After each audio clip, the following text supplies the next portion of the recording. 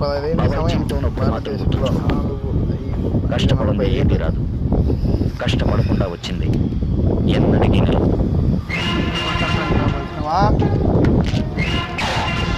ఎవరు మారిండు పక్కనే ఖాళీగా ఉంటే నాతో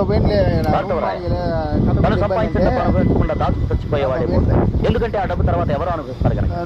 తను సంపాదించిన డబ్బు తనే అనుభవిస్తాడు. చూడు వాడి చట్టం వెంటనే శిక్షించి దేవుడు నిదానంగా శిక్షించేదాకా, చట్టం నిదానంగా శిక్షించే దేవుడు వెంటనే శిక్షించేది కాదు. ఈ జన్మలో చేసిన పాపం ఈ జన్మలో తీసి తొట్లో అందుకో నేనెవరి దారికి ఎవరైనా అడ్డొచ్చారు ఉందా ఉంటేపా అర్థమైంది.